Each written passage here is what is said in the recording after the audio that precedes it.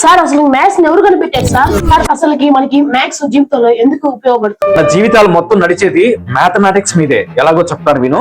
Mobile గానీ మన phone pay గానీ పిన్ పెట్టుకుంటాం. ఎలా పనిచేస్తుంది తెలుసా? మ్యాథ్స్ లో నెంబర్ థియరీ అనే కాన్సెప్ట్ ని ఉపయోగించి ఇది పనిచేస్తుంది. మనం ఇల్లు కట్టుకున్నాం, మన ఇంటికి టైల్స్ కావాలి, ఎగ్జాక్ట్ గా ఇన్ని టైల్స్ కావాలని చెప్పేసి మనం ఎలా తెలుస్తుంది? మ్యాథ్స్ లో జియోమెట్రీ చెప్తుంది. మొబైల్ టవర్ ఉంది, దాన్ని మనం ఎక్కకుండానే కొలవకుండానే ఎంత ఎత్తులో ఉందని మనకి ఎలా తెలుస్తుంది? మనకి ట్రిగ్నామెట్రీ చెప్తుంది. అలాగే ఒక విమానం ఎంత ఎత్తులో ఎగురుతుంది ఎలా తెలుస్తుంది? ట్రిగ్నామెట్రీ చెప్తుంది.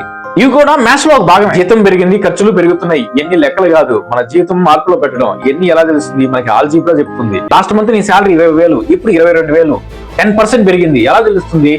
మనకి పర్సెంటేజ్ చెప్తుంది. విరాట్ కోహ్లీ టోటల్ రన్స్ ని యావరేజ్ చేస్తే ఒక్కొక్క మ్యాచ్ లో ఎంత కొట్టాడు అని చెప్పేసి మనకి ఎలా తెలుస్తుందో తెలుసా? స్టాటిస్టిక్స్ చెప్తున్నాయి. ఇవన్నీ మ్యాథ్స్ లో భాగం. మన జీవితం మ్యాథ్స్ లేకపోతే మన జీవితం లేదు. మన జీవితంలో ప్రతి విషయం మ్యాథ్స్ తో సంబంధం రిలేటెడ్ గా ఉంటుంది. ఓకే సార్, అర్థమైంది. మన జీవితమే మ్యాథ్స్. అందరూ మ్యాథ్స్ చాలా కష్టం అనుకుంటారు, కానీ దాన్ని అర్థం చేసుకుంటే మ్యాథమెటిక్స్ అనేది చాలా ఈజీ.